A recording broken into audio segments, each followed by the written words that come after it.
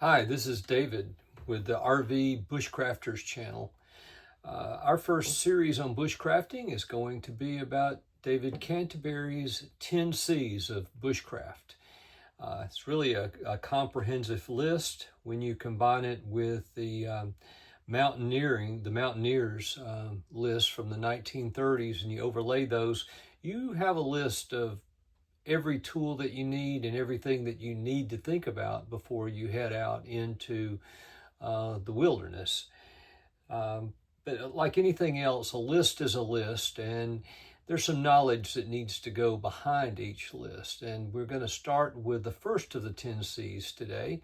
So we'll have a series of 10 videos, possibly 11. And we're going to talk about the first of the 10 C's, which is cutting tool. So when I first started talking about getting into bushcraft in a more serious way, I decided I was not going to get a dedicated bushcrafting knife because I had a Hunter 110 series buck knife. And by the way, I'm going to say I'm not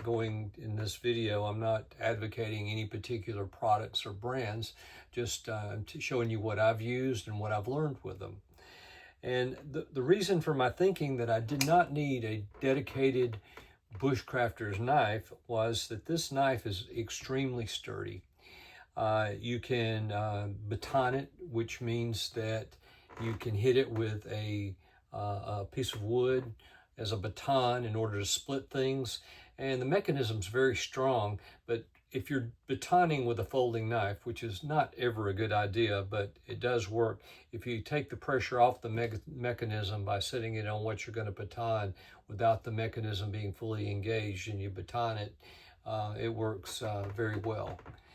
The thing that made me rethink that process was I was working on cutting some wood, trying to make a fireboard and a spindle for a bow drill set.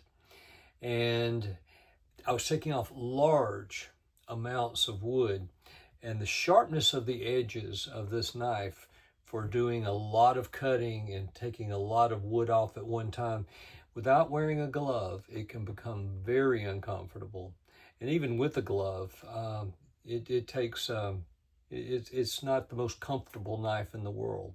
Great knife, does its job, but cutting a lot of wood made me completely rethink that idea.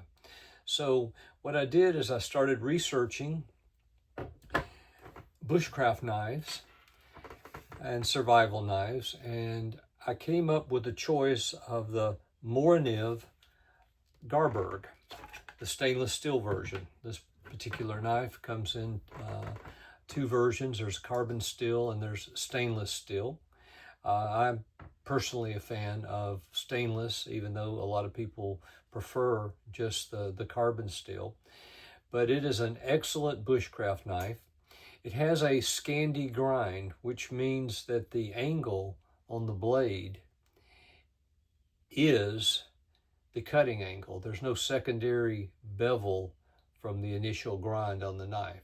So when you go to sharpen this knife, you put it on the stone, you lock it down to the angle, and you do your movements. And it's very easy to sharpen the blade that way. It's a lot easier to hold the angle because of that. It's very good for cutting and fine cutting wood. And the edge is durable. It batons very well. And you can also chop with it. I didn't mention chopping when I had the we're showing you the Hunter knife a few minutes ago, the buck Hunter knife. But you can chop with that as well. But as you can imagine, striking something with a handle with sharp edges really is not that comfortable. And the Garberg has a very good handle on it. And I added this lanyard on the end. And the purpose of the lanyard is that if you're doing something like chopping, I'm not going to untie it right now for the interest of time, but you wrap these the untied cords around your hand and helps you hold the handle to the knife. And so when you're chopping, that chopping becomes much more efficient. There's actually videos that show the difference between being able to cut using a lanyard to help hold your hand onto the handle of the knife and without, and it's much more efficient. So this knife, it holds its edge, it batons, it chops, and it's my personal choice for a bushcraft knife over any type of folding knife. The next thing is, oftentimes in bushcrafting, a multi-tool is a good thing to have and to use, mainly because a multi-tool has a pair of pliers. Now this is a high-end multi-tool. It's a Leatherman arc, so you can certainly get away with things that are less expensive. This was just my personal choice.